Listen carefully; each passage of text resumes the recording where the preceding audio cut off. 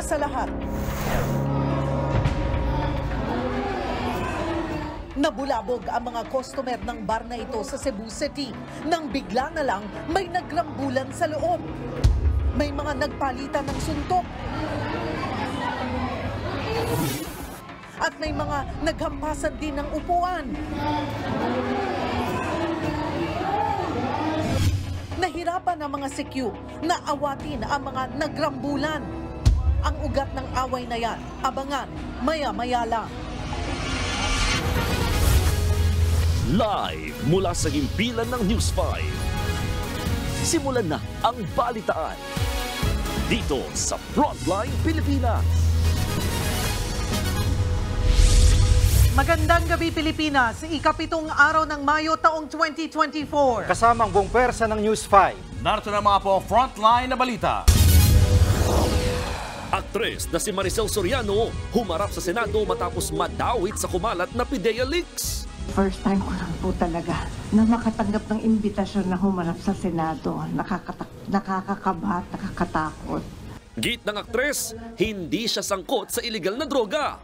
Dating PIDEA agent na nag-ugnay kina Soriano at Pangulong Bongbong Marcos sa illegal drugs, ginisa ng mga senador. Bago umanong plano para patalsikin sa pwesto si Pangulong Bongbong Marcos, isiniwalat ni dating Senador Antonio Trillanes. Ang mga nasa likod daw nito, Jesus information namin is the Duterte camp. PNP at dating Chief Legal Counsel ni dating Pangulong Duterte na si Salvador Panelo, itinanggi ang destabilization plot. Umano'y hindi makataong body search sa mga bumibisita sa New Bilibid Prison, idinitalye ng mga asawa ng ilang political prisoner. Pinahubad po talaga ako ng t-shirt, pants, panty at bra. Tapos pina-squat ako ng 10 times. Bureau of Corrections Chief Gregorio Catapang, dumipensa. Inflation o antas ng pagtaas ng presyo ng mga bilihin muling sumipa sa ikatlong sunod na buwan. 40 milyong Pilipino wala pa ring access sa malinis at maiinom na tubig ayon sa DENR. Pagkakaroon ng Department of Water Resources para tugunan ang issue, isinusulong. 3 buwang sanggol, tumilapon at namatay sa naaksidenteng e-trike sa Misamis Oriental. 4 patay matapos umanong malason sa methane gas sa isang tunnel sa Nueva Vizcaya. Sa Frontline Showbiz, silipin ang mga showstopper at agaw eksenang outfits na inirampa sa 2024 Met Gala sa New York. At Can't Buy Me Love stars Maris Racal at Anthony Jennings bumisita sa Kapatid Network. Wala akong alam. Yan ang iginiit ng aktres na si Maricel Soriano kaugnay ng PIDEA leaks o yung kumalat na dokumento tungkol sa umano'y pagkakasangkot niya at ni Pangulong Bongbong Marcos sa droga noong 2012. Inamin din ng aktres na siya nga ang may-ari ng condo unit na isa sa ilalim sana noon sa drug surveillance. Nasa frontline ng balitang yan, si Camille Samonte. Sa unang pagkakataon, humarap si Diamond star Maricel Soriano sa pagdinig ng Senate Committee on Public Order and Dangerous Drugs. Nakasulat ang pangalan niya sa nag-leak na dokumento umano ng Philippine Drug Enforcement Agency o PIDEA na nag-uugnay kina Soriano at Pangulong Bongbong Marcos na nagdodroga umano sa isang condo unit sa Makati City ayon sa isang informant. Magsasagawa sana ng drug surveillance operations noong 2012. Sa simula ng pagdinig kanina, aminadong kinakabahan ang aktres. Unang-unang humingi po ako ng paumanhin dahil hindi po ako sanay sa mga ganito. Alam niyo po, first time ko lang po talaga na makatanggap ng imbitasyon na humarap sa Senado. Nakakakabahat, nakakatakot. Pero tiniyak naman ng chairman ng committee na si Senator Ronald Bato de la Rosa na magiging komportable si Soriano. Dito na nagsimula ang kanyang pagtatanong at diretsahan namang itong sinagot ng aktres. Ma'am, sa mga nag-viral na dokumento na nagdadamay sa pangalan mo, sa tingin mo ba may katotohanan ang mga nasabing dokumento?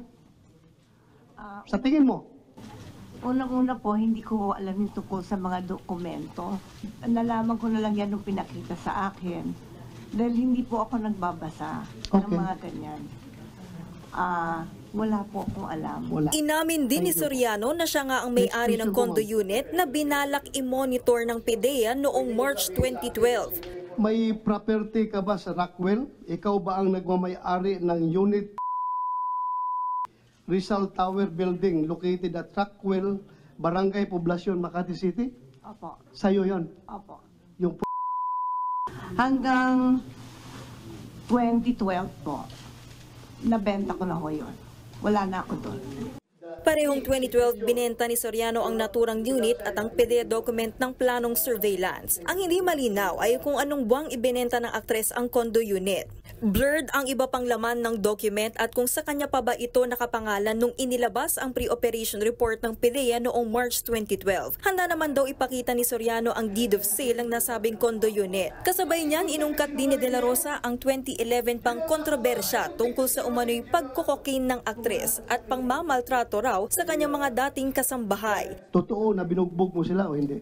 Paano ko naman po bububugin? Dalawa po sila. Higit dekada ng isyu yan at matagal nang nagkaaregluhan sina Soriano at dalawa niyang kasambahay. Bukod sa aktres, imbitado rin sa pagdinig ng Senado si dating Executive Secretary Paquito Ochoa. Pero hindi siya sumipot dahil may conflict daw sa kanyang schedule. Si Ochoa ang itinuturong nagpatigil daw sa pinlanong surveillance operations ng PDEA noong 2012 laban kina Soriano at PBBM. Ang present kanina sa pagdinig ay ang pinatalsik na PDEA agent na si Jonathan Morales. Siya ang sinasabing pumirma sa naturang dokumento ng PDEA. Pero nang tanungin kung sino ang kanyang informant, hindi ko po maalala, Your Honor. Anak ng makawala. Sa tagal po, Your Honor. Alam mo, ikaw Morales, nagbabanggit ka ng pangalan ng mga personalidad, ultimo pangalan ng presidente, ultimo pangalan ng mga iba't ibang sikat na artista na wala ka na may ebidensya. mismong ang PDEA itinanggi na may ganitong dokumento. Wala raw tinurnover na ganyan si Morales. Yun po kung papel na yun, kung totoong may ganun, ay ano po, dapat hahawakan mong mabuti yun. Dapat po idadaan mo sa tamang proseso. Kaya po niya hindi nagawa yun kasi walang ganun. Pero si Senador De La Rosa, kumbinsidong authentic ang dokumento, kaya magsasagawa raw ulit ng pagdinig sa May 13. Nagbabalita mula sa Frontline, Camille Samonte, News 5. Kaugnay ng balitang yan, nagpaalala si Senate President Mig Zubiri na huwag gamitin sa politika ang mga pagdinig ng Senado. Questionable rin daw ang kredibilidad ng dating PDEA agent na si Jonathan Morales. Nakabase raw kasi ito sa hearsay o sabi-sabi lang. Wala ring pinakitang documentary evidence sa pagdinig kanina. Walang litrato at wala ring sumusuporta mga dokumento. Lahat ng tinalakay nakabase lang sa sinabi ng isang tao. Pati nga raw ang drug test ni Pangulong Bongbong Marcos ay nabanggit kahit hindi naman ito relevant sa investigasyon.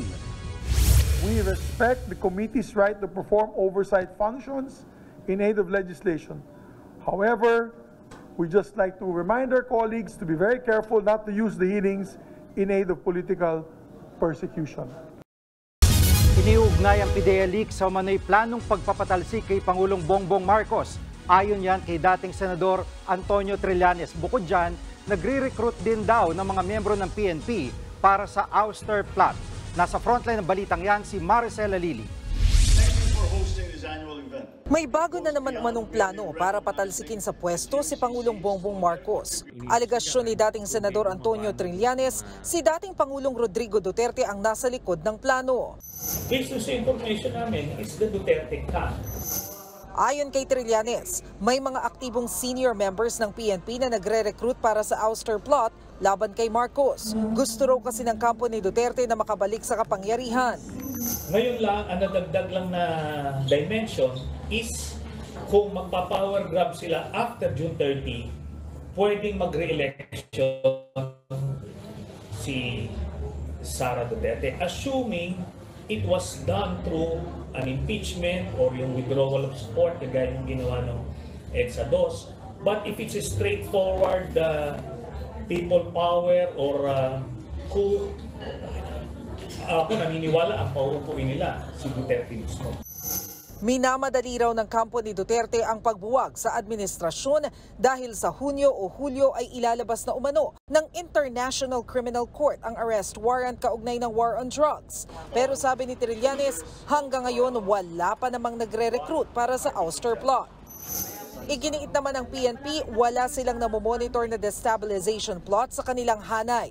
Ang pag-iikot ni PNP Chief Romel Francisco Marbil sa Visayas at Mindanao ay hindi raw para mag-loyalty check, kundi bahagi lang ng regular routine ng isang bagong hepe. Panawagan ng PNP kay Trillanes. At ang pakiusap lang po natin kay kagalang-galang na dating Senador Trillanes, please spare the PNP dito po sa mga issue po na ito. At alam po kung sino man pong makikilahok dito na mabigat po ito dahil this is treason.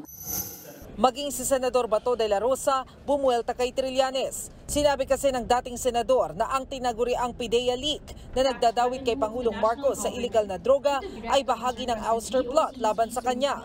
Si Senador de la Rosa, nakaalyado ni dating Pangulong Duterte, ang nangunguna sa investigasyon ng Senado sa issue ng PIDEA leaks. I am a rightist. I don't want to destroy the existing establishments. Sumusunod po ako ng batas. Kung si Trillanes ay destabilizer, Senator Bato is, ano bang opposite ng destabilizer? Stabilizer. I want a stable government. I want a stable dispensation. Ayoko po na masira yung ating gobyerno. Kung masira ating gobyerno, masira ating pamumuhay. Di ba? Kaya huwag mong sabihin na ginagamit ako sa isang plot to ouster the president. No! My God! Hindi rin daw siya natatakot sa sinasabing pagpapaaresto sa kanya ng ICC. Go ahead, make my day, Mr. Trillanes! Sabihan mo, sige ka lang, ngak-ngak dyan ng ICC. Sige, go ahead. Kahit sumama ka pa, mag-serve ng warrant. Sumama ka, ikaw mismo magpusa sa akin. Ang ilang kongresista naman, binansagan si Trillanes. Naman natin, sabi nga nila si dating Senator Trillanes, pambansang Marites, no? So, napaka-unfair naman dun sa mga general na sinasabi niya, no? Na nasangkot na naman ang ating military, ang ating PNP. Sana wag na lang idamay sa mga Marites na ganito, lalong-lalo na kung wala namang ebidensya.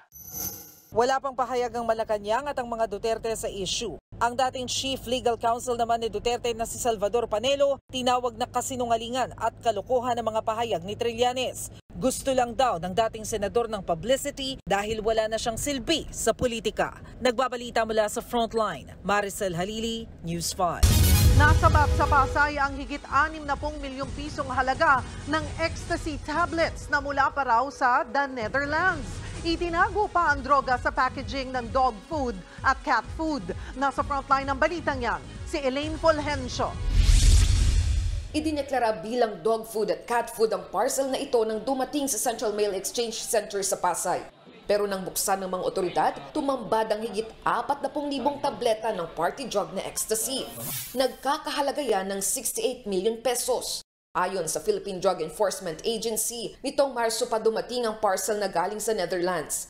Kahapon lang daw dumating ang consignee ng package para kunin ito, kabilang ang isang barangay kagawad mula sa Maynila at isang lalaking mula pa sa Nueva Ecija. Pero hindi na naibigay sa kanila ang package dahil nang dumaan ito sa paunang x-ray machine ay may kahinahinala na raw napansin ng mga otoridad. Pagka gano'n na nangyari, pagka i-claim na ito ng consignee, kailangan ipadaan ulit sa test. Yun po yung K9. No? Kaya kahapon, dahil nga na-markan siya, suspicious, kahapon bago siya i-claim, in the presence ng ating mga suspects, pinaamoy sa aso, doon kung saan umupo yung aso na nag-indicate na meron nga no, na illegal drugs na laman itong shipment nila. Dito na pinuksan ng otoridad ang package at tumambad ang libo-libong tableta ng ecstasy na vacuum-sealed pa. Nasa kustodiya na ng PIDEA ang 4 na tatanggap sana ng parcel.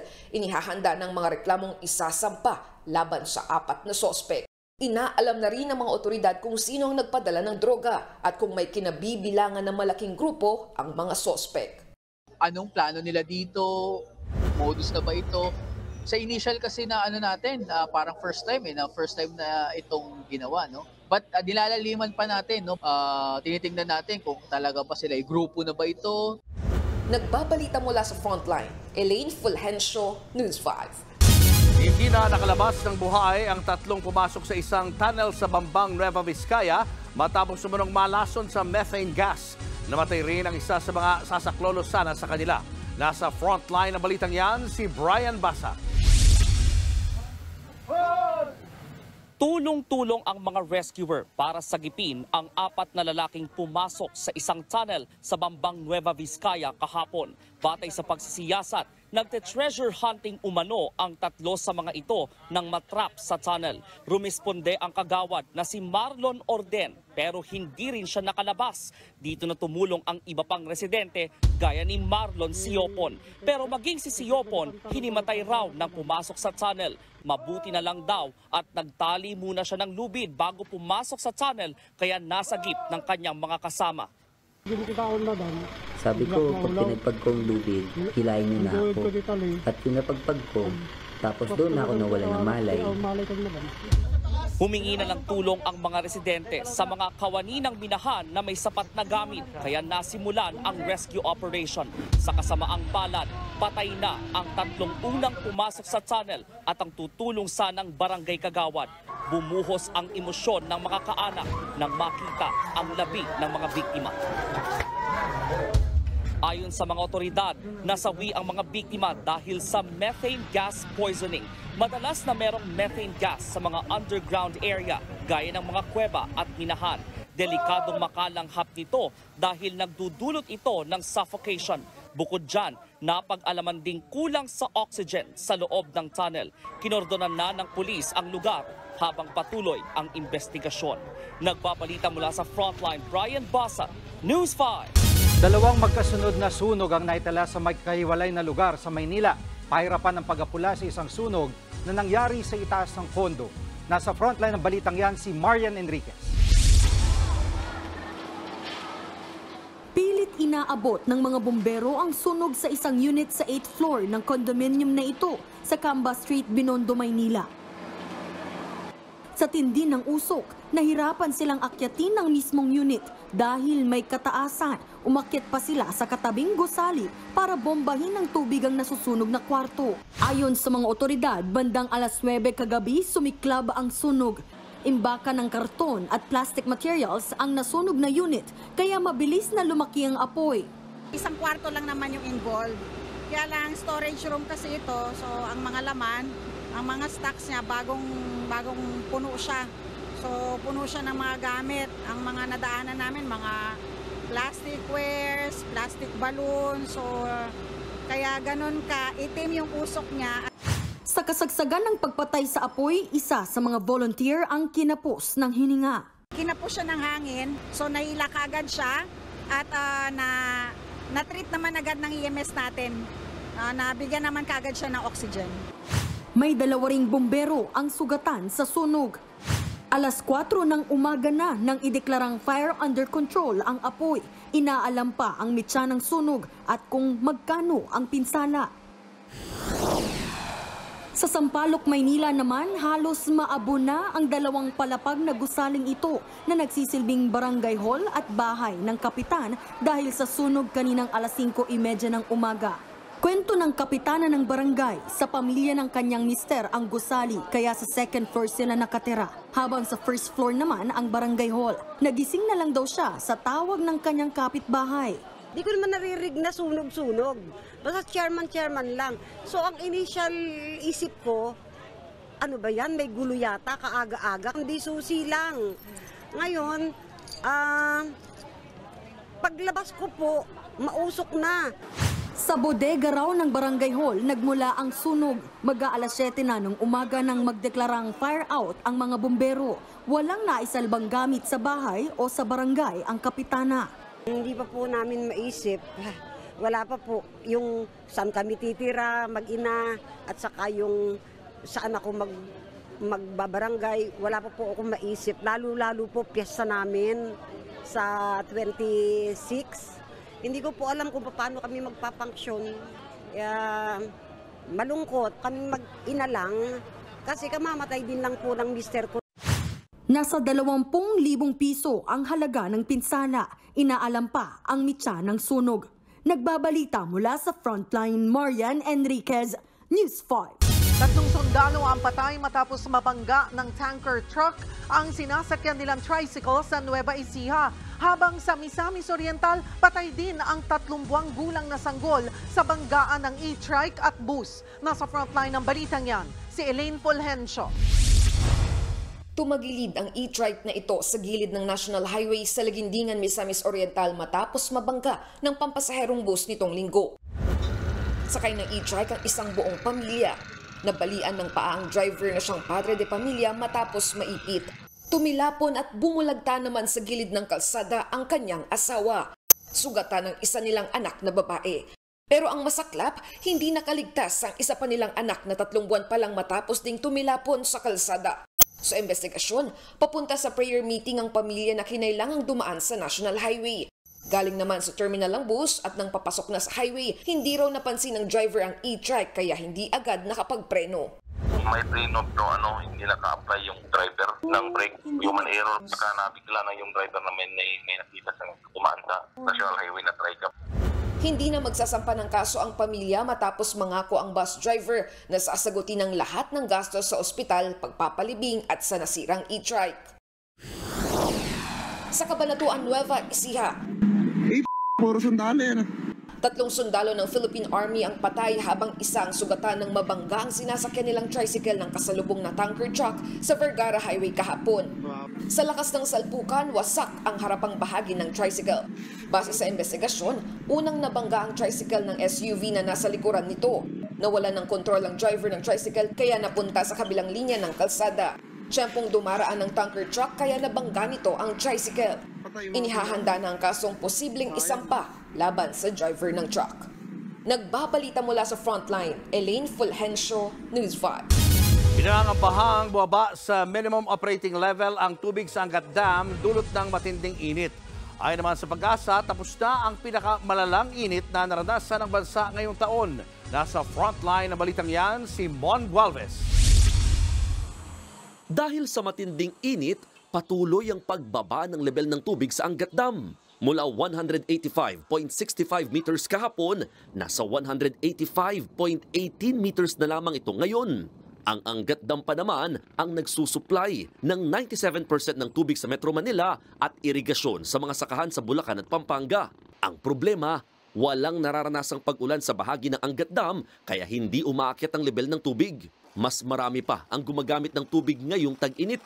Dahil dyan, lumilitaw na nga ngayon ng lupa sa paligid ng Angat Dam. Ito yung mataas sa bahagi ng Angat Dam patungo na sa Spillway Gate.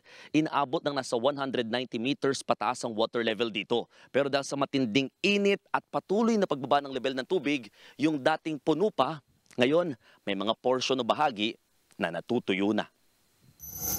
Paliwanag ng Pag-asa, normal naman daw ang pagbaba ng level ng tubig tuwing tag-init.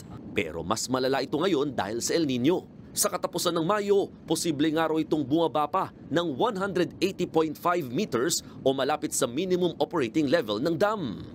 So kung titignan po natin kung half a meter per day, sabihin na lang natin na gano'n, half a meter per day. So mabilis po yung magiging pagbaba niya. Hindi natin din discard yung possibility that it could reach below yung 180 na minimum operating level po ng ng Angat Dam. Isa sa mga nakikitang solusyon dito ng Pag-asa ang pagsasagawa ng cloud seeding para magkaroon ng pag-ulan sa Angat Dam. Pero hindi raw ito basta-basta. Meron tayo kailangan iset na mga conditions before we could do cloud seeding. Kasi medyo mahal din po siyang activity. Kailangan kasi ma-identify yung clouds na talagang seedable siya. Yung pwede talaga siyang pagsimula ng isang ng halimbawa yung activities na pwede pong makapagpaulan. Para mas makatulong sa pagtitipid ng tubig, inatasan ng Department of Environment and Natural Resources o DENR ang golf courses sa Metro Manila na magpatupad ng water conservation measures. Kabilang dyan ang paggamit ng recycled water at hanggat maaari ay iwasan ang paggamit ng tubig mula sa tubo ng kanilang water service provider. Pero ayon sa Pag-asa, mukhang tapos na ang pinakamalalang init na naranasan ng bansa. Posible raw na ang naitalang 40.3 degrees Celsius sa temperatura sa Tarlac noong Abril ang pinakamainit sa taong ito. Dahil dyan, tinatayang magkakaroon ng pag-ulan sa ilang bahagi ng bansa ngayong buwan. May mga areas na rin po na magkakaroon ng mga ulan at mababawasan na rin yung mga areas natin na magkakaroon o apektado ng tinatawag na drought. Historically po kasi may mga areas pa rin po talaga itong first half of May natin, nakakapagtala pa rin tayo ng mga record high at matataas na heat index. Yun nga lang po ay mababawasan lang itong mga lugar na magiging apektado ng danger level. Posible pa nga raw na may mamuong low pressure area ngayong linggo. Pero hindi raw ibig sabihin yan na magsisimula na ang tag-ulan. Nagbabalita mula sa Frontline, Mon Gualvez, News 5. Susunod, presyo ng karning baboy sa ilang palengke tumaas. 2 misis ng mga inmate nagreklamo sa kanila hindi makataong body search sa Bilibid. Hinubaran daw sila at sinilip ang mga maselang bahagi ng katawan. At silipin ang pagbisita sa kapatid network ng Trending Love Team na Snoreen. Abangan ang lahat ng yan sa pagbabalik ng Frontline Pilipinas.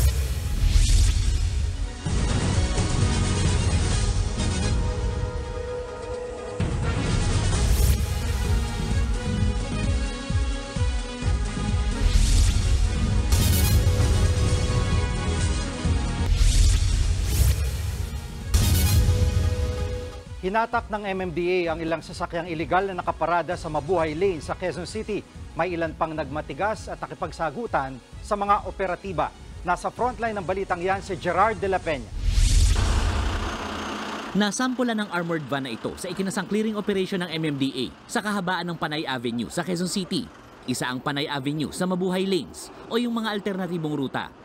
Nasita ang armored van dahil sa tagal nitong nakatigil sa labas ng isang ospital. Kahit na sabihin natin armored car kayo, dapat di kayong maharang sa Mabuhay Lane. Kasi dumating na yung operation, ayaw nyo pa umalis. Kahit na, naghihintay ka, umikot ka na lang. Pero matapos kumpiskahin ng MMDA ang lisensya ng driver, nagmaneho ito palayo, kaya nasita na naman siya ng enforcer. Technically, driving without license, sa akin lisensya mo eh.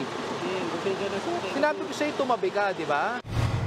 Bukod sa kanya, marami pang nasita at nahatak ng sasakyang nakaparada sa labas ng mga establishmento. Gaya ng isang ito, nagalit na galit matapos mahatak ang kanyang kotse na nakaparada sa labas ng kanyang pinagtatrabahuhan.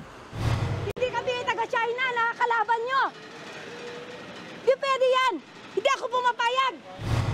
Hinatak din ang mga sasakyan sa masisikip na bahagi ng Rojas District.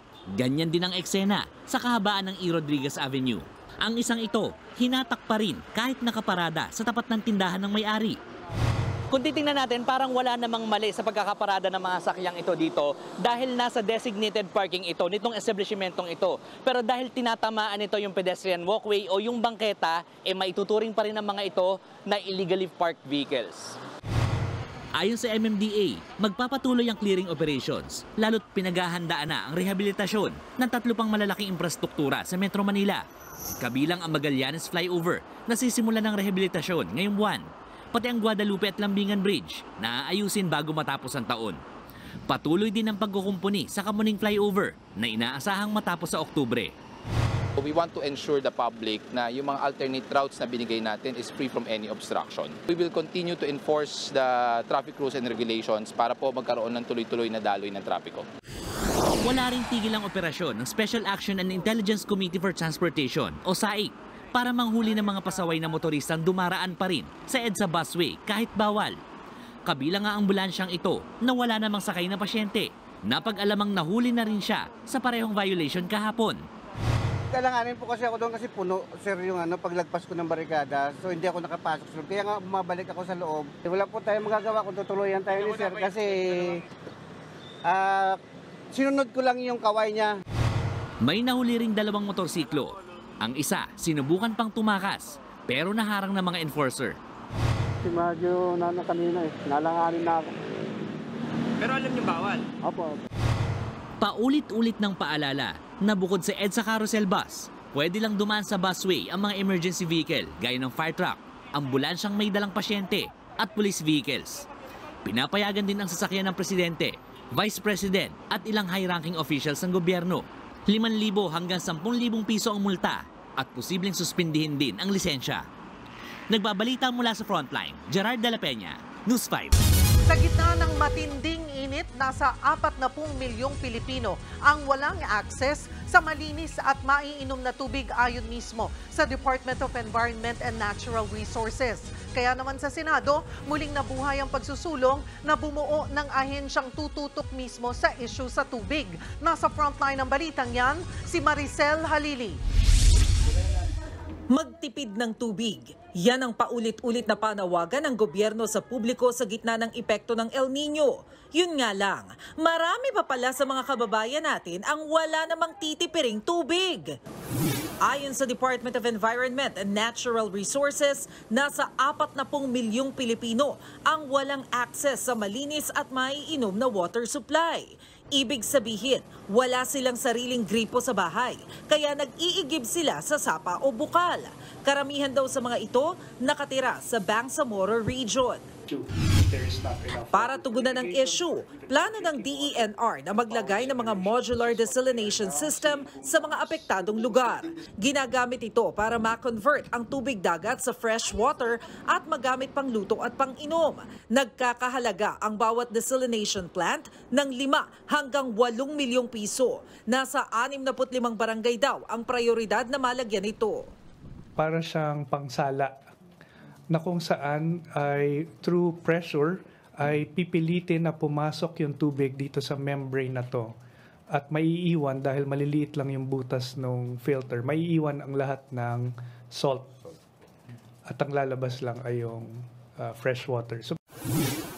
Wala raw binigay na timeline para dito si Pangulong Bongbong Marcos sa sectoral meeting sa Malacanang kanina, pero ayon sa DENR, ang natatandaan ko sa presentation namin kanina, soon after we ended our presentation, yun mismo yung sinabi niya right away. Ang sabi niya, hindi acceptable that we have 40 million of our countrymen that do not have access to a formal water supply. Ang Department of Public Works and Highways naman, sinabing multipurpose na ang ginagawa nilang flood control projects ngayon, lalo't malapit na ang tag-ulan. Ayon sa ahensya, dapat ma-recycle ang tubig baha para magamit sa iba gaya ng irigasyon. What the President is telling me, saan ba pupunta yung mga tubig pagka nag-flood control project kayo din? Sinasabi ko lang kay Presidente, of course it will go through the sea. Sabi niya, naku, huwag naman itatapon lahat yan. Kailangan i-conserve natin. Sa pagdinig naman ng Senado kanina, lumabas din na ayon sa National Economic and Development Authority o NEDA, 11 milyong pamilya ang walang access sa malinis na tubig. Kaya para kay Senate Public Services Chairman Senator Grace Poe, oras na para magkaroon ng hiwalay na Department of Water Resources. The root of our water crisis, however, is actually a crisis in regulation. The problem is not that we don't have resources, but that we do not effectively manage our resources. We have abundant water sources. Nagbabalita mula sa Frontline, Maricel Halili, News 5. 21 lugar sa bansa ang nakaranas ng delikadong heat index o damang init ngayong araw. 47 degrees Celsius ang pinakamataas na naitala sa Dagupan City, Pangasinan. Naranasan din ang 46 degrees Celsius na damang init sa Giwan, Eastern Samar. 7 lugar din ang nakaranas ng 45 degrees sa Luzon at Visayas, habang 2 ang nakaranas ng 42 degrees Celsius. 43 degrees ang init sa Palawan at Albay, habang 42 degrees sa iba pang 7 lugar sa Luzon at Mindanao. Ayon naman sa Pag-asa, naabot na ang pinakamataas na temperatura, kaya posibleng mabawasan na ang mga lugar na makakaranas ng delikadong init sa mga susunod na araw. Di tulad noong Abril, kung kailan 9 na lugar ang nakapagtala ng record high na init. Mababawasan lang itong mga lugar na magiging apektado ng danger level at itong mga daytime temperature. So hopefully baka hindi na po natin makapagsurpass ng mga maximum daytime temperatures na ganito karami. So meaning medyo sa temperature bumababa na yung epekto nitong tinatawag nating strong El Nino. Ikatlong sunod na buwan ang bumibilis ang inflation o pagtaas ng presyo ng bilihin at serbisyo sa bansa. Umabot sa 3.8% ang April inflation. Pinakaapektado sa taas presyo ang sektor ng transportasyon, at pagkain. Nasa frontline ng balitang yan si JC Cosico. Kaliwat kanan ang taas presyo sa mga pamilihan. Ayon sa Philippine Statistics Authority, bumilis palalo ang pagtaas ng presyo ng mga bilihin at serbisyo sa Pilipinas noong isang buwan. Sa tala ng PSA, umabot sa 3.8% ang inflation noong Abril. Ito na ang ikatlong sunod na buwan ng pagtaas ng inflation. Pinaka nakaapekto ang taas presyo sa transportasyon, pagkain at non-alcoholic beverages. Noong Abril, bahagyang tumaas ang presyo ng ilang klase ng bigas. Ang regular milled rice tumaas sa 51 pesos and 25 centavos kada kilo, kumpara sa 51 pesos and 11 centavos noong Marso. Habang ang well-milled at special rice, kakarampot lang ang ibinaba ng presyo. Malaki ang, of course, yung contribution while slightly bumaba yung ating presyo sa bigas. Yung inflation rate niya mataas pa rin. Kaya ang ilang namimili dito sa Kamuning Public Market sa Quezon City, kanya-kanyang diskarte sa pagbili ng bigas. Noon po kaban-kaban po yung binibili, ngayon po tingi-tingi na lang. Para po kumasya yung budget. Minsan po 2 times na lang kayo makain. Ang binibili ko nga ay di 5 kilo, ganyan. O 10 kilo. Kasi pagkaban? Biglaan ang bagsak ng pera, yung labas ng pera, mahirap yun. Ramdam ng mga tindero ang matumal na bentahan. Dagdag pa ang mainit na panahon kaya konti ang namimili. Hindi makapunta ng palengke. At ano mo naman ang buhay, marami na mamatay ngayon sa heat stroke. Kami nga dito dila ay talagang tiis-tiis nga dahil ano mo naman ang aming kapital ay utang. Ay titiisin na.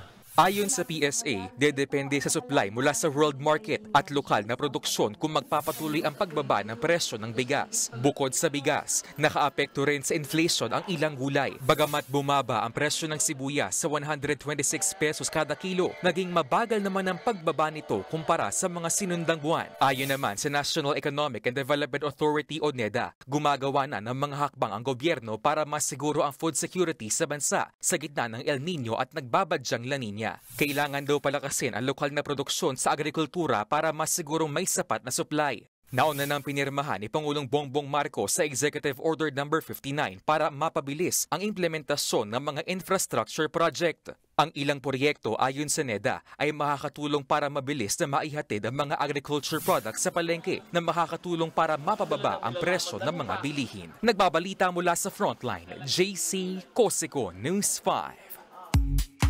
Showbiz, eto na nga! Mga kapatid, eto na nga ang mga umaarangkadang showbiz balita ngayong Martes. Nilinaw ni Optimum star Claudine Barreto na hindi dahil sa droga kaya siya nagparehab noon sa Thailand. Sa panayam ng News 5, na ibahagi niya rin ang nangyaring panluloob sa kanilang bahay sa Subic. Nasa frontline ng balitang yan, si MJ Marford. In her prime ulit ang ganda ni Claudine Barreto lalo't may paparating siyang espesyal na movie cameo. Isa kasi sa mga direktor ng proyekto kung saan tampok si Claudine ang kanyang 16-year-old son na si Santino. Kwento ni Clau, tila nagka-passion for filmmaking si Santino nang sumama sa isa niyang shooting sa Benguet noon. Nagbabantay siya talaga dun sa monitors. Syempre alam naman ng lahat na apo siya ni Pablo Santiago. The late Pablo Santiago. So I think yun talaga nakuha niya. Nakuha niya yung sa Tito Roel niya, Tito Randy niya na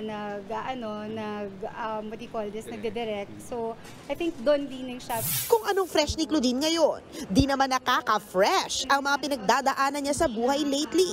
Matapos madisgrasya ang kanyang mommy Inday noong March. Nilooban pala ang kanilang bahay sa Subic na pinagawa ng kanyang ate Gretchen. Ninakawan kami. Grabe. Lahat ng regalo ng ate ko, kasi when I ran for counselor doon, yung ate ko, ang gift niya sa mom ko, pinaayos niya ulit yung bahay ng dad ko doon at mommy ko sa Subic. And talagang niransak yung buong place. And we had to rush my mom to the hospital in Subic. So ngayon, inuuna ko muna alagaan yung mom ko.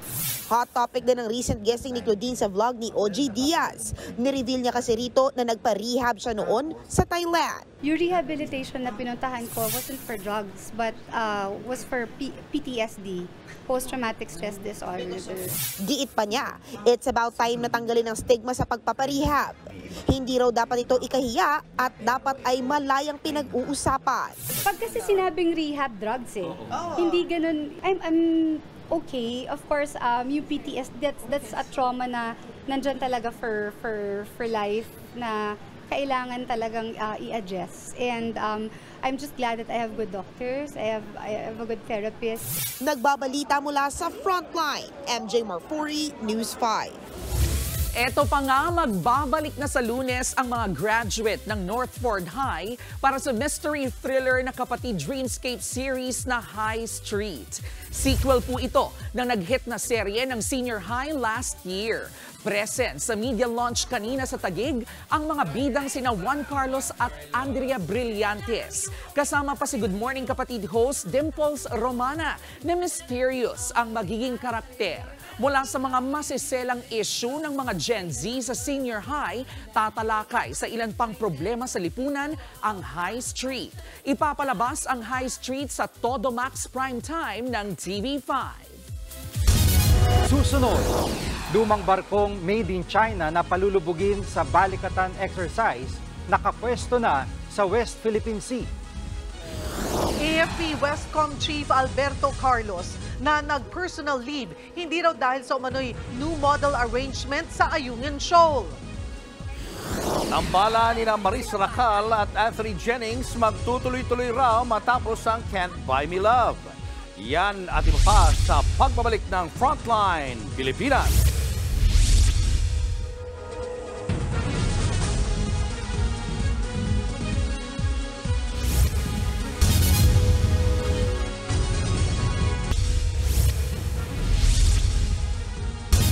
Ipinwesto na sa West Philippine Sea ang lumang barko na sabay-sabay aatakin ng Pilipinas, Amerika at Australia sa Balikatan exercise sa Ilocos Sur bukas.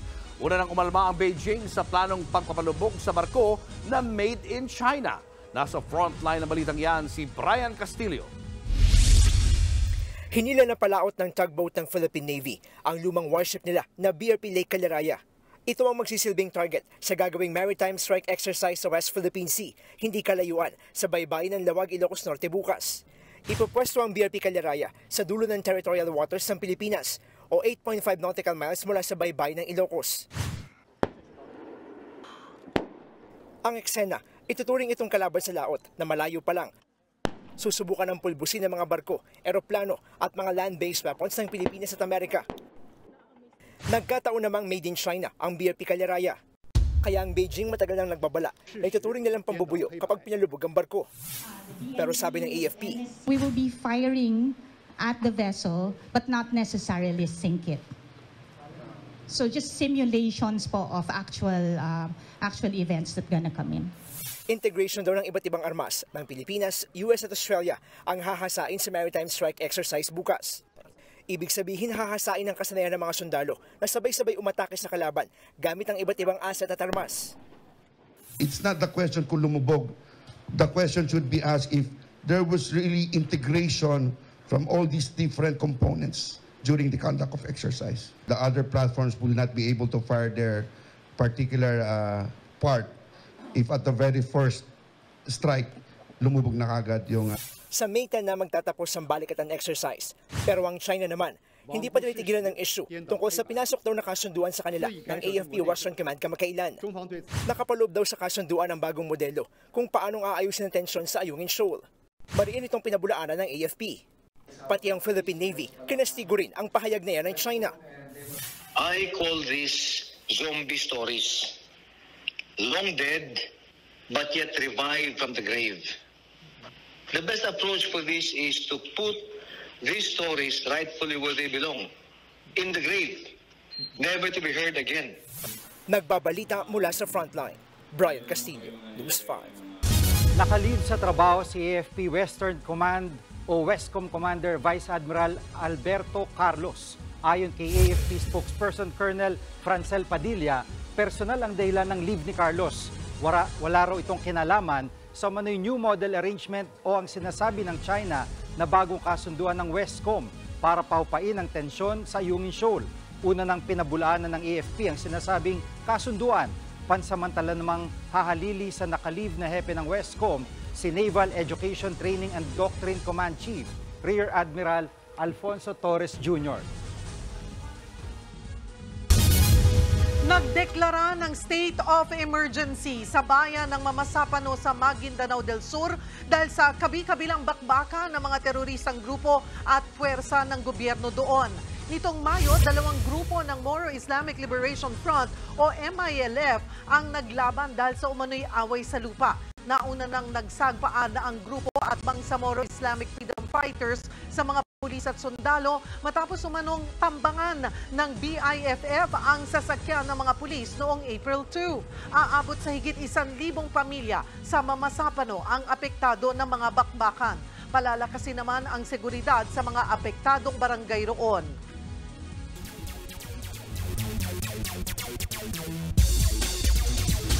What's up mga kapatid? Panalo ang New York Knicks sa Game 1 ng second round series nila kontra Indiana Pacers 121-117. Tuloy ang Brunsanity at nagtala ng pang-apat na sunod na 40-point game si Jalen Brunson. Nag-ambag naman ang kapwa Nova Knicks na sina Dante DiVincenzo at Josh Hart na may 25 and 24 points respectively.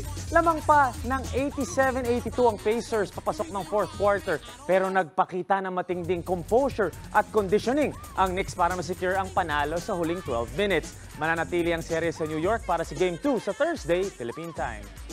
Sa West naman, dominante na naman ang Minnesota Timberwolves sa Game 2 at meron na silang commanding 2-0 lead kontra Denver Nuggets.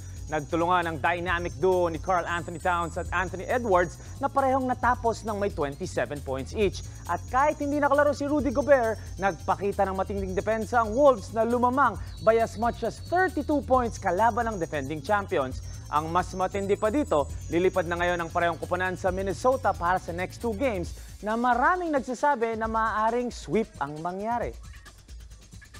Sa NBA pa din, official na na-award ang Rookie of the Year kay Spurs star Victor Wembanyama.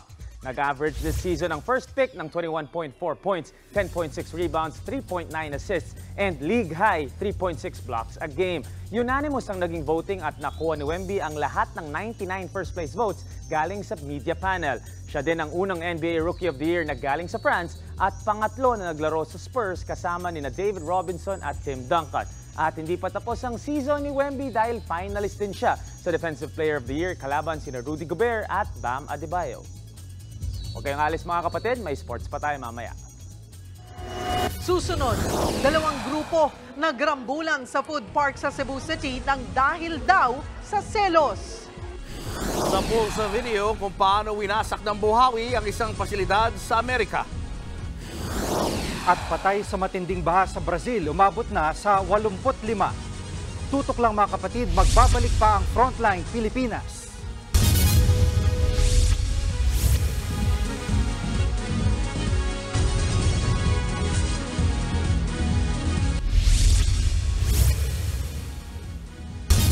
Idinemo mismo sa harap ng media ng Bureau of Corrections ang ginagawa nilang body inspection sa mga babaeng dalaw ng Nubilibid Prison sa Muntinlupa.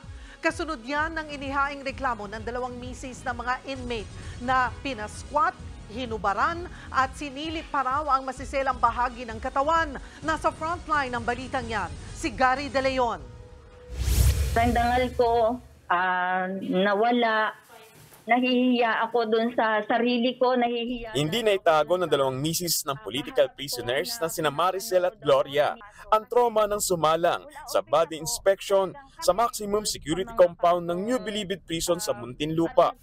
Kasama ang grupong kapatid o samahan ng mga kaibigan at kaanak ng mga political prisoners, nagain ng reklamo sina Gloria at Maricel sa Commission on Human Rights kahapon. Dahil sa hindi raw makataong pangangapkap ng mga tauhan ng Bureau of Corrections sa mga bumibisitang kaanak ng mga preso sa Bilibid. Kailangang tanggalin yung yung itaas yung damit, tanggalin yung bra, tapos alisin yung underwear, pinahubad, pina-squat ng 3 beses, pinatuwad, at pinabuka ang private part para makita yung sinasabi, para makita kung may illegal daw na tinatago. Kasi ako po, pinahubad po talaga ako ng t-shirt, pants, panty at bra. Tapos pina-squat ako ng 10 times, pinatalon, pinalundag pa ako, pinatuwad, pinabubuka yung sa puwet, dapat kita daw yung butas ng puwet at butas ng ari. Kaya sobrang trauma po nito para sa akin. Bago sumalong sa body inspection, pinapirma naman daw muna sila ng waiver. Yun nga lang, hindi nakasaad dito kung anong klaseng inspection ang gagawin. Ayon naman sa Commission on Human Rights o CHR, iimbestigahan nila ang reklamo nila Maricel at Gloria. Kung mapatunayan po namin na yung pagkandak ng search ay purely to harass or intimidate yung taong bumibisita, maybe because of the personality of yung PDL na gusto nilang dalawin, then definitely meron pong human rights violation. Depensa naman ni Bureau of Correction Chief Gregorio Catapang Jr., ipinatutupad ang strip search dahil ilang beses na silang nakahuli na mga nagtatangkang magpuslit ng kontrabanda sa loob ng kulungan. Kung hindi naman namin gagawin yan, magiging drug haven na naman po yung Bucor. Kanina, ipinakita sa media ng Bucor kung paano ginagawa ang body inspection. Ginagawa ito ng mga babaeng personnel sa loob ng cubicle pagkatapos pumirma ng waiver. Pinakita rin nila kung paano ginagawa ang body frisking, pag-squat at paraan ng pag-check sa masaselang bahagi ng mga dalaw. Plain view search lang po yan. Kahit cavity, plain view. Pinakita po sa inyo kanina yung reenactment, pero wala pong hinahawakan dun. Puro tingin lang. Sa ilalim ng United Nations Standard, pinapayagan naman ang paghuhubad sa mga dalaw. Pero gagawin lang daw ito kung kailangan at dapat qualified o na-train ng medical professionals ang gagawa. Bagay na compliant naman daw mga tauhan ng Bucor. Kung tutusin, pwede raw sanang maiwasan ng ganitong inspection kung may body scanners ang mga kulungan gaya ng airport. Aabutin daw ng 20 million pesos ang halaga ng bawat scanner. Ayon kay Bucor Director General Gregorio Catapang Jr., matagal na nila itong hinihingi, kaya pabor din daw silang humarap sa kamera kung ipatatawag sila sa anumang hearing. Gusto po namin yan kasi gusto namin na nalalaman yung kalagayan ng sitwasyon natin at kung paano matutulungan kami ng aming mga congressman para masolve ang problema natin sa Bucor. Nagbabalita mula sa frontline, Gary De Leon, News 5. Nagsanay puwersa ang gobyerno at 3 pinakamalaking negosyante sa bansa para protektahan ang Verde Island Passage. Pumirma ng Memorandum of Understanding ang Environment Department, Energy Department, kasama sina Manny V. Pangilinan, Ramon Ang at Sabine Aboitiz. Kasama sa kasunduan ang pagtatayo ng mga pasilidad para sa marine biology research sa mga lalawigang nakapalibot sa Verde Island Passage. We're not experts in environment, so our role here is to support the experts that know about, provide the resources, provide the funding, most importantly, maybe provide somehow search for the talent to be able to give us the advice on what to do and support that implementation. No? Sama sa kasunduan ang pagpapalakas ng Ilihan Power Plant na nasa kahabaan ng Verde Island Passage. Binawi rin ng DNR at mga negosyante ang mga pangamba sa kanilang liquefied natural gas projects. Nauna na kasi silang lumagda ng $3.3 billion deal para ilunsad ang kauna-unahang integrated facility ng LNG sa bansa. Ayon sa mga negosyante, pansamantala lang ang paggamit ng LNG habang lumilipat ang bansa sa mas malinis na energy sources. It will thus, however, take us quite a bit of time to achieve that kind of desirable state where the Philippines could be carbon neutral. So it is the transition fuel. Renewables for the meantime are not able to satisfy completely what this country needs in terms of a neutral carbon position. As in contrast to an oil spill or a spill of a cargo of gold, LNG is in fact not safer because the liquefied form gets to evaporate and does not affect the marine environment. Tinatawag ang Verde Island Passage na Center of Marine Shorefish Biodiversity dahil sa daan-daang isda, corals at iba pang iyamang tubig na makikita rito. Nagkilos protesta ang ilang health workers sa iba't ibang lugar para manawagan sa gobyerno na tugunan ang mga issue sa kanilang sektor. Nagsagawa ng marcha ang mga miyembro ng Alliance of Health Workers sa mga lugar gaya ng Baguio, Iloilo, Cebu at Camarines Norte. Hirit nila itaas sa 33,000 pesos ang kanilang entry salary. Hinimok din nila ang gobyerno na bayaran ang kanilang unpaid benefits at hindi pa nababayarang performance-based bonus. Dapat din daw magkaroon ng mass hiring para tugunan ang kakulangan sa health workers. Anila, kulang na kulang sa staff, lalo na sa mga pampublikong ospital kung saan umaabot umano ng hanggang isang buong araw ang mga duty ng health workers.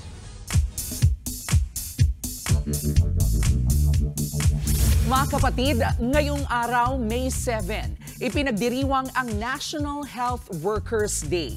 Alinsunod sa RA number 10069, sa araw pong ito, binibigyan ng karampatang pagkilala ang mga ambag sa bayan ng ating health workers. Kaya naman, ibigay po natin ang spotlight sa ilang pinakatumatak na Pinoy medical practitioners sa ating kasaysayan. Kasama po riyan ang tinaguriang kauna-unahang Pilipinang doktor na si Dr. Honoria Acosta Sison.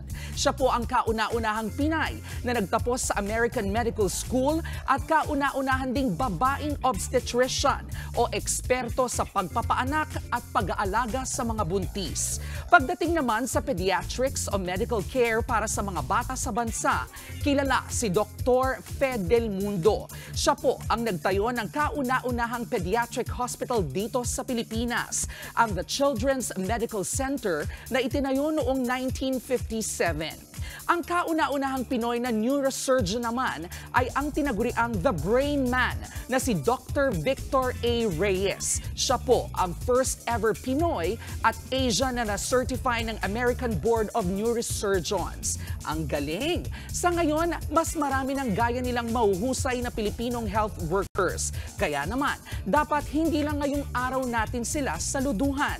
Lagi po sana natin itong tandaan tulad ng araw-araw po nating paalala na ang K-alaman ay K-yamanan. K-okay.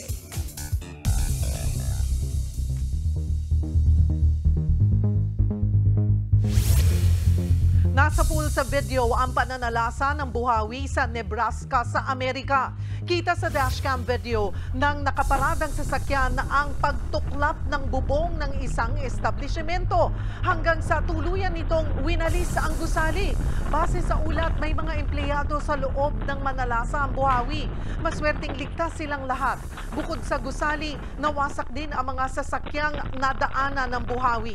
Ayon sa National Weather Service, isa lang yan sa higit 100 ng buhawing nananalasa sa Nebraska, Oklahoma at Iowa nitong mga nakaraang linggo. Umalo sa 85 ang patay sa matinding ulan at baha sa Rio Grande do Sul sa Brazil. Higit 130 ang nawawala at nasa 100,000 naman ang inilikas matapos malubog ng baha ang kanilang bahay. Nasira rin ang ilang kalsada at tulay at nagka-landslide pa habang ang soccer stadium na ito lubog sa maputik na baha. Plano ngayon ng gobyerno ng Brazil na magdeklara ng state of calamity para makapaglabas ng pondo. Ayon sa ating Department of Migrant Workers, wala namang Pinoy na naapektuhan ng matinding baha sa Brazil. Samantala, wala nang ulan pero baha pa rin ang ilang lugar sa Texas sa Amerika. Kitang-kita ang lawak ng pinsala matapos ang ilang araw na pag-ulan na dahilan ng paglikas ng libo-libong residente. Sa pinakahuling ulat, lalaking 4 na taong gulang ang namatay ng tangayin ng baha. Susunod, 2 motor napper sa San Jose del Monte, Bulacan, arestado. Isa sa mga suspect na nagtangkang tumakas, bumangga pa sa sasakyan. Grupo ng mga nagiinuman sa isang food park sa Cebu City nagsuntukan at nagampasan ng upuan. At ilang celebrities kumasa sa trending na Piliin Mo ang Pilipinas Challenge. Marami pa kayong mga balitang dapat malaman sa pagbabalik ng Frontline Pilipinas.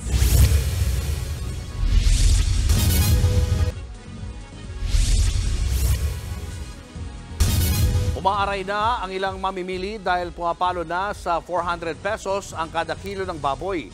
Aminado naman ang Department of Agriculture na mahihirapang bumalik sa dating presyo na 200 pesos ang bentahan ng baboy.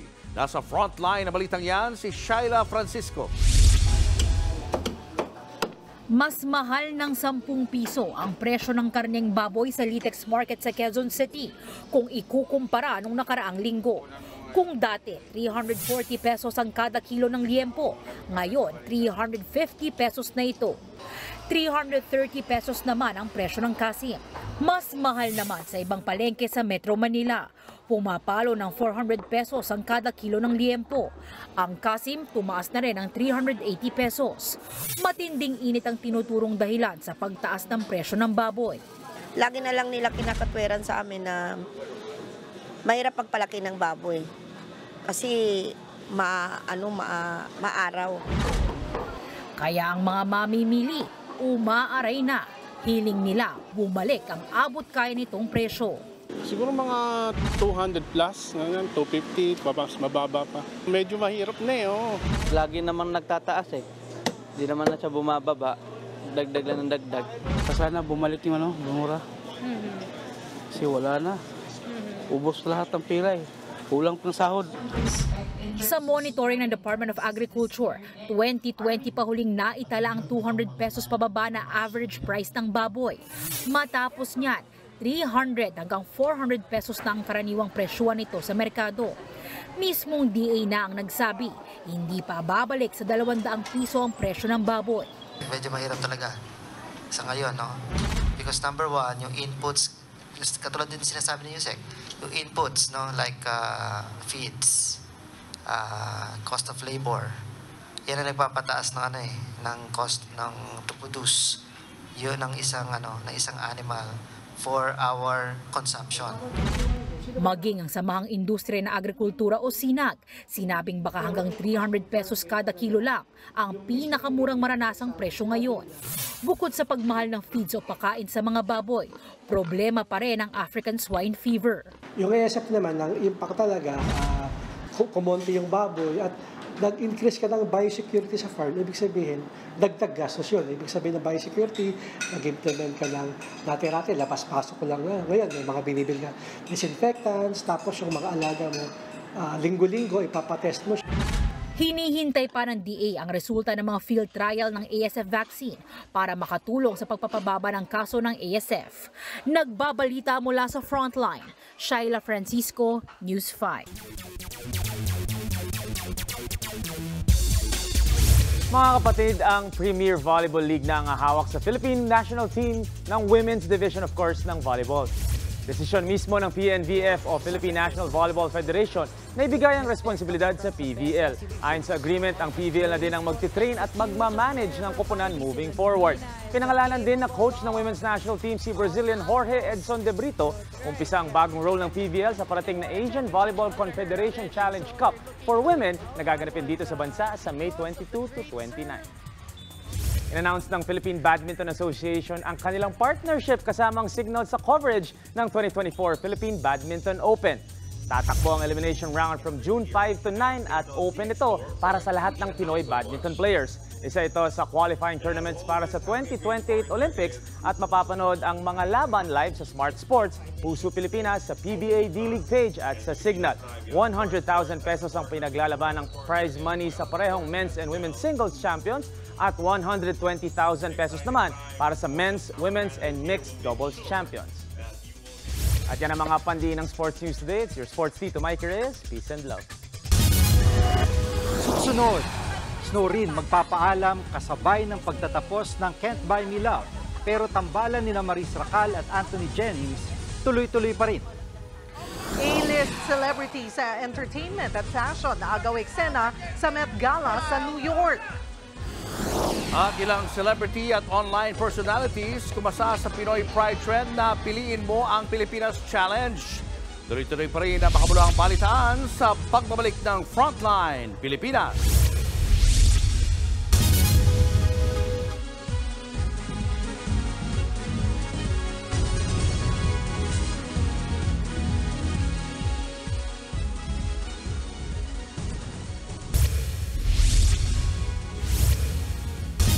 Nagkarambulan sa isang bar sa Cebu City ang ugat, selos. Nasa frontline ng balitang yan si John Aroa.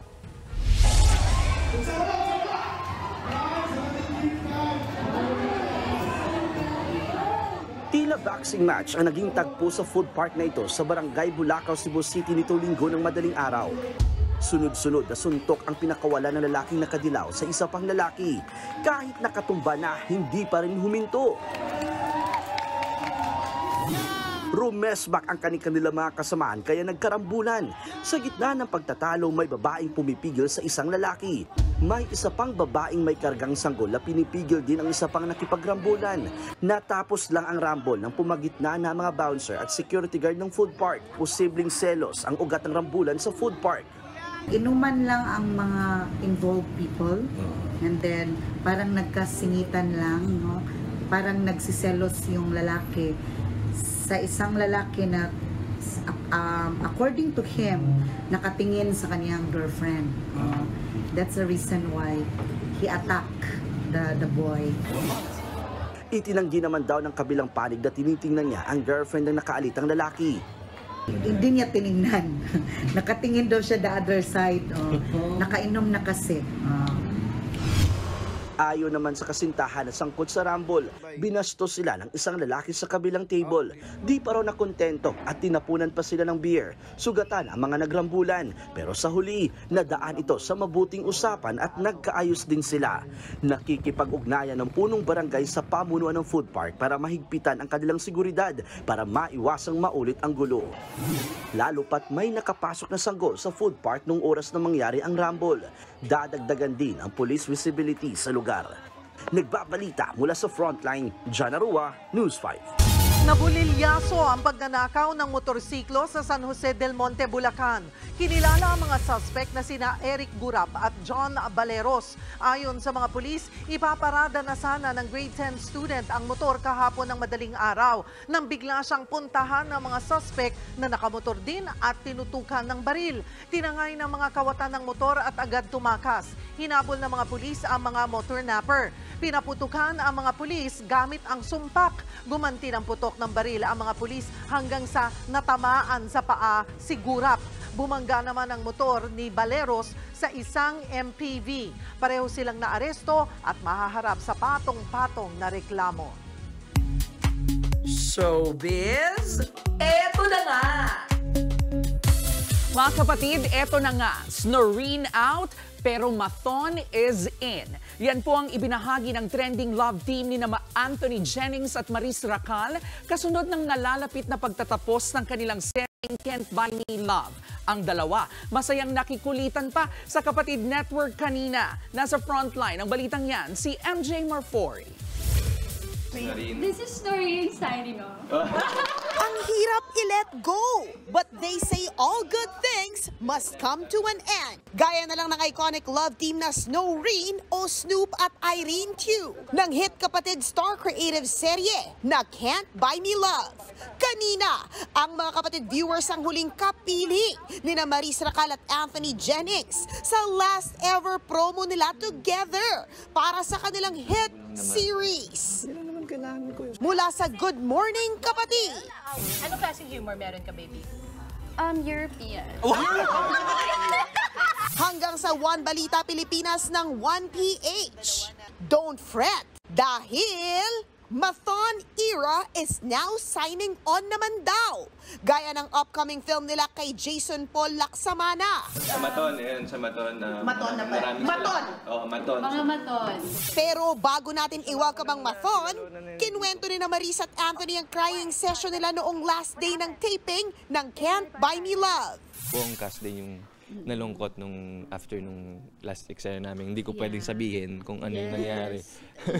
Sobrang bigat ng eksena nung pinaka-last scene ng Can't Buy Me Love. Parang, tapos nung pag-cut nung natapos na, parang lahat ng cast, parang nakahinga. Si Maris nga, may pa-parting gift pa sa buong cast. Very personalized siya, but binigyan ko sila ng shoes na may props. mga names ng Snoop. ng Sobrang mga characters. So like may Poop, may Bingo, Caroline, may Atchi, Diba? Ati, ATTY as in attorney.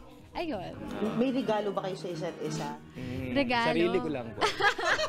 Mapapanood ang last 4 nights ng Can't Buy Me Love sa Todo Max Primetime sa TV5. Nagbabalita mula sa Frontline, MJ Marfori, News 5. Eto pa nga, agaw eksena ang mga naglalakihang celebrity sa kanilang pagdalo sa taunang Met Gala sa New York. May ilang nag-alabulaklak, nagsuot ng dress na inspired sa buhangin at meron ding nagsuot lang ng basang t-shirt. Silipin ang happenings dyan sa aking report.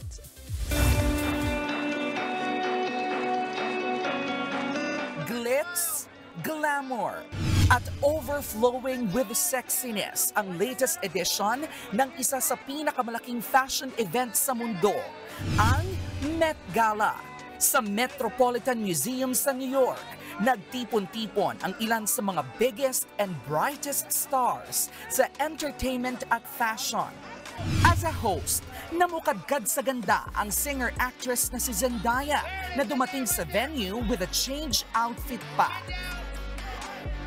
Bongga! Ang kanyang co-host na si Jennifer Lopez, feeling indestructible sa kanyang gold shimmering dress. Napamake me lose my breath naman ang mga paparazzi at iba pang nanonood nang lumabas si Tyla in a dress na inspired sa buhangin. Lose my breath ba kamo?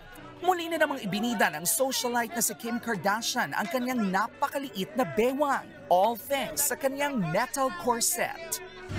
Asian represent naman ang atake ng ilang K-pop idols na dumalo sa gala, tulad na lang ng Stray Kids na looking dapper sa kanilang suits.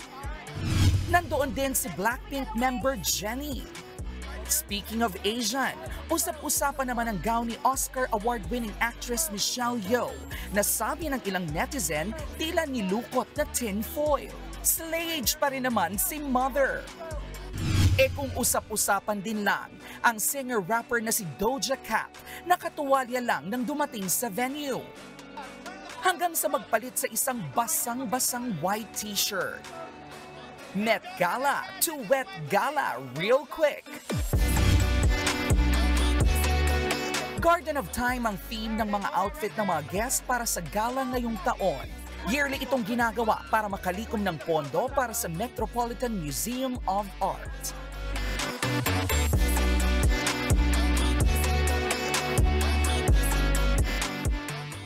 Walang kupa si J-Lo. Ganda ng mga damit nila, no? Oo. Kung gano'n ang katawan ko, basa rin ang susunod. Talaga? Basang-basa, ha? Kaso hindi. Talaga, Baka ha? ayaw mo makita. Eto, Sure dito, ka dyan, ha? dito na lang tayo. Matapos ang makeup trend na Ahsoka, may bagong nauuso pong online challenge na naman. Pero ngayon, bukod sa galing sa edit at makeup, bida rin ang kultura at tradisyong Pinoy. Ang mga hanep na entry ng ilang celebrity at online personality sa Piliin Mo ang Pilipinas Challenge silipin. Nasa frontline ng balitang yan si Mon Gualvez.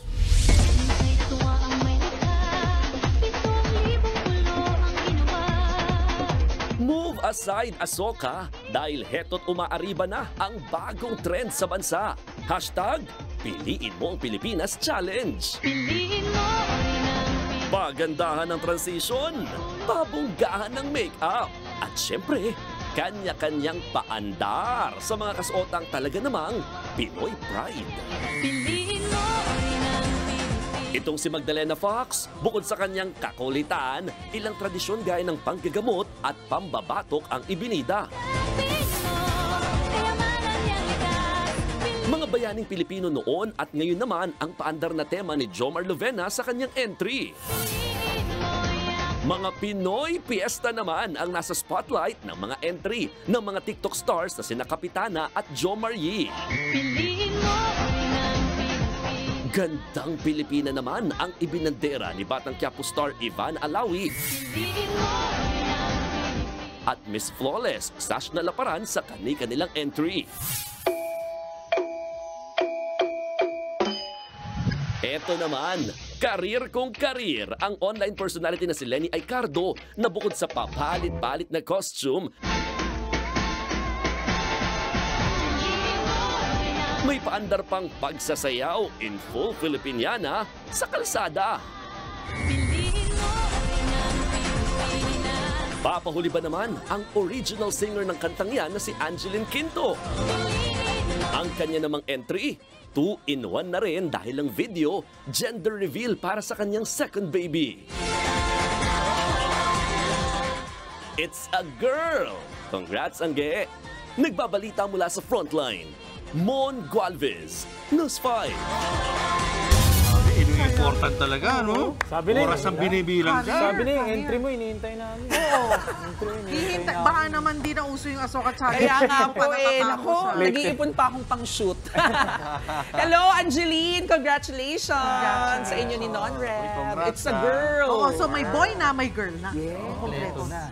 Abangan ko yung sa'yo, yung basa. Ang sagwa. Hintayin mo munang maging ang katawan ko kay J-Lo. Ayun. Hintayin natin. Malapit na. Ha? Malapit Tingin mo, na. thank you sa suporta.